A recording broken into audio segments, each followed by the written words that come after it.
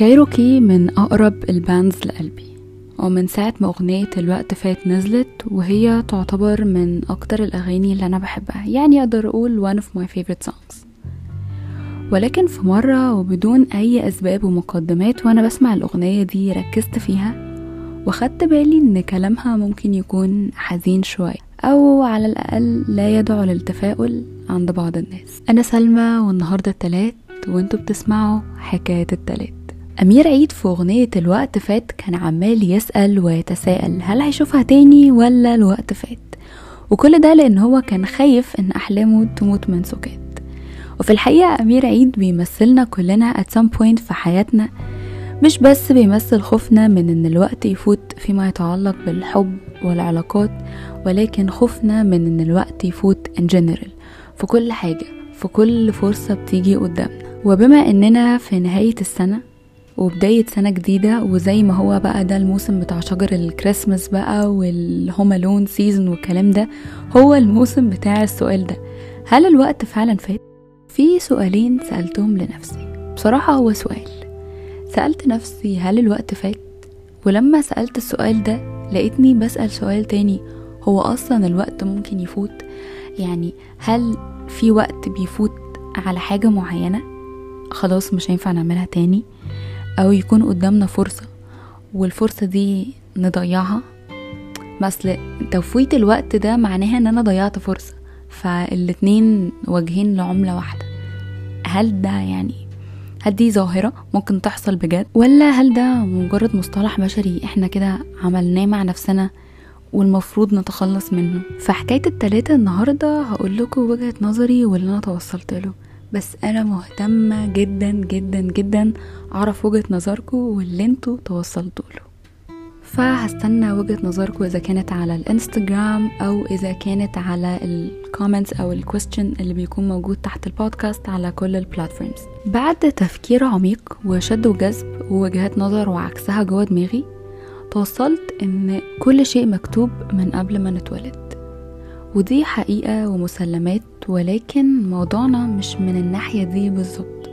موضوعنا عن الفرص اللي بتقابلنا وبنقابلها ايا كان بقى نوع الفرص دي ايه وشكلها ايه، اشخاص، شغل، اشياء مادية، سفر، اي حاجة في الدنيا احنا شايفينها ان هي فرصة بتجيلنا. ومن وجهة نظري ان الفرصة لما بتيجي فبتبقى جاية على 3 مراحل. المرحلة الاولانية هي مرحلة ما قبل الفرصة، او ممكن نقول عليها السعي، ودي بتتمثل في الحاجات اللي بنعملها استعدادا مننا ان احنا نستقبل الفرصة اللي ممكن تجيلنا او اللي احنا بنتمنى ان هي تجيلنا. والمرحلة التانية هي مرحلة الفرصة نفسها بقى لما بتيجي.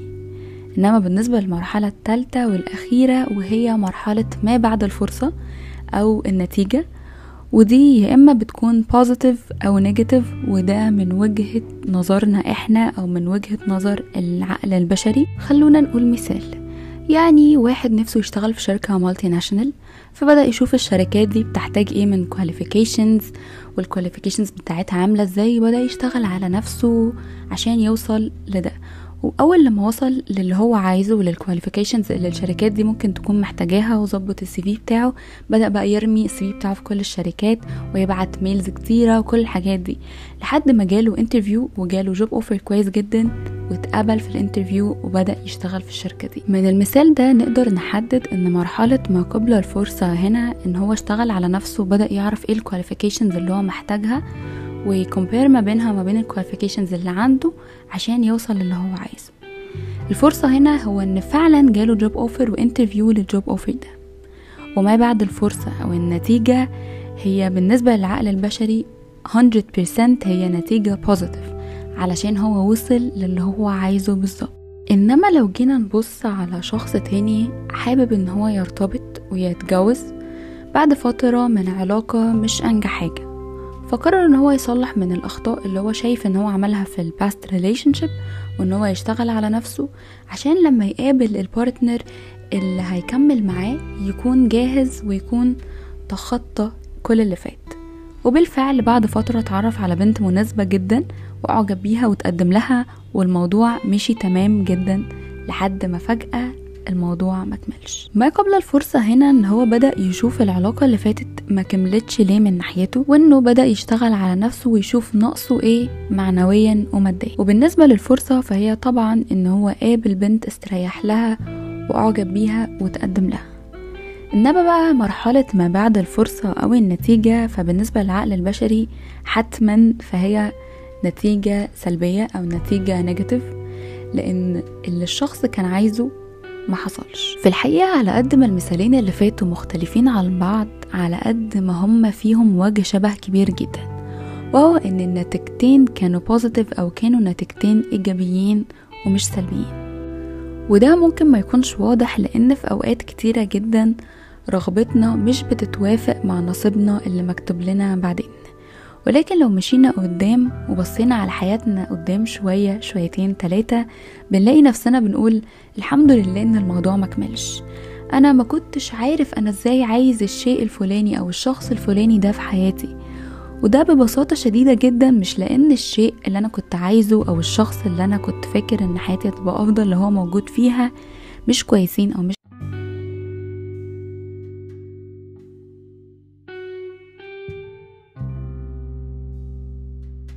الموضوع عامل زي الهدوم.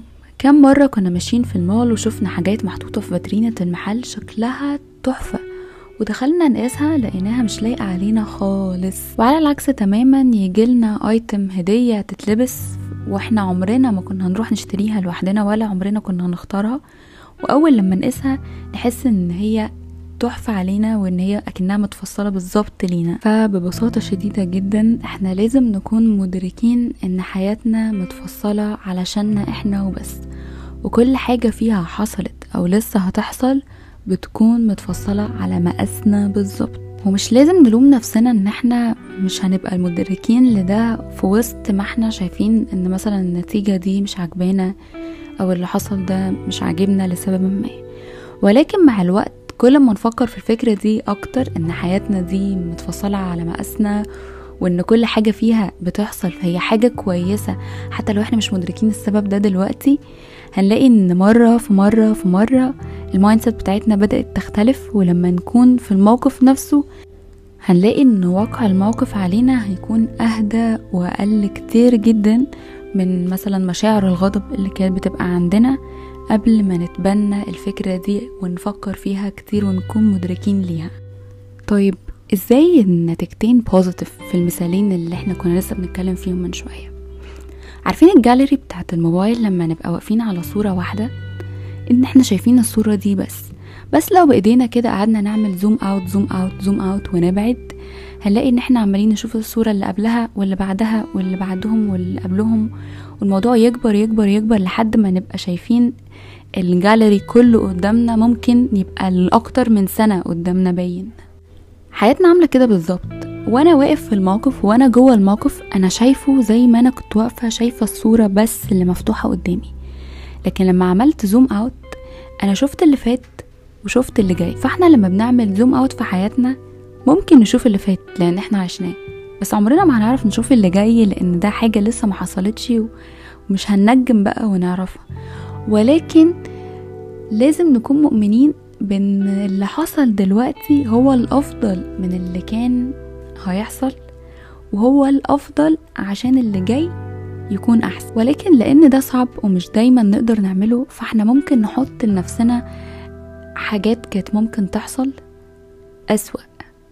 مش قصدي ان احنا نكون بنفكر تفكير سلبي، ولكن قصدي ان احنا نبقى واعيين ان ممكن مثلا بدل ما كان يحصل كذا كان يحصل كذا وكذا وكذا، بس الحمد لله ده الافضل. يعني في المثال الاول النتيجة كانت بوزيتيف مش علشان بس اتفقت النتيجة مع الرغبة، لا، النتيجة كانت بوزيتيف لان هو كان مكتوب له ان هو يشتغل في الشركة دي، مش بس لان رغبته في الشركة دي، ولان ممكن مثلا يكون لما نيجي نطبق الزومينج اوت افكت ده نلاقي ان هو في الشركة دي هيتعرف على حد يساعده ان هو يشتغل في مكان افضل بكتير، او يتعرف على حد يساعده ان هو يفتح شركته اللي في يوم من الايام هتبقى هي دي الشركة المالتي ناشونال اللي الناس تتمنى ان هي تشتغل فيها، او لان هو مكتوب له ان هو في المكان ده يقابل الشخص اللي هو هيكون شريك حياته او شريكة حياته اللي مكتوب له ان هو يكون ليها، ويعملوا اسرة كويسة مع بعض.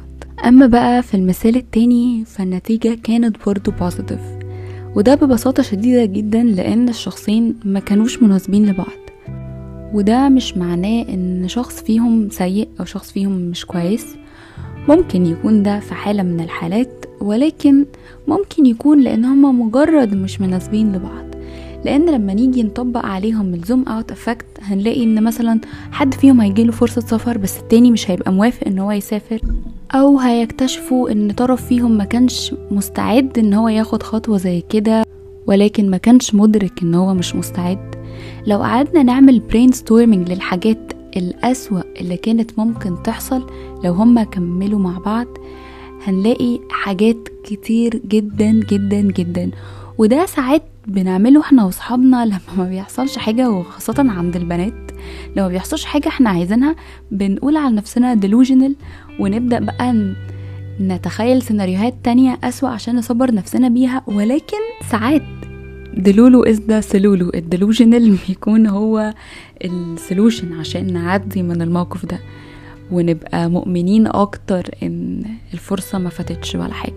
وده كل اللي دار في دماغي، وببساطة شديدة جدا توصلت ان لا، الوقت ما فاتش والفرصة ما ضاعتش، وممكن يبقى فيه فرصة اولى وتانية وتالتة وتو انفينيتي الى ما لا نهاية، والوقت عمره ما بيفوت. فياريت نطمن ونعرف ان الوقت ما فاتش، وطمنوا امير عيد وقولوا يا جماعة الوقت ما فاتش. في نهاية حلقة النهاردة انا حابة اشكركم من قلبي، لان الاسبوع ده انا شفت سبوتيفاي رابت بتاع البودكاست ولقيت ارقام كبيرة عليا ما قدرتش استوعبها. فحابة اشكركم واقول لكم شكرا جدا، شكرا لكل حد خد من وقته كل تلات ان هو يسمع حكايات التلات. شكرا لكل حد حتى ما بيسمعش الحلقة يوم تلات وبيسمعها في اي يوم تاني. شكرا لكل حد بيشير حكايات التلات مع صحابه علشان نساعد بعض ان احنا نتخطى يوم التلات ونوصل لنهاية الاسبوع. شكرا شكرا شكرا شكرا من هنا لبكرة. حابة كمان اقول لكم ان احنا وصلنا لنهاية سيزون 1 من حكايات التلات، عملنا 10 حلقات وكده السيزون يكون خلص.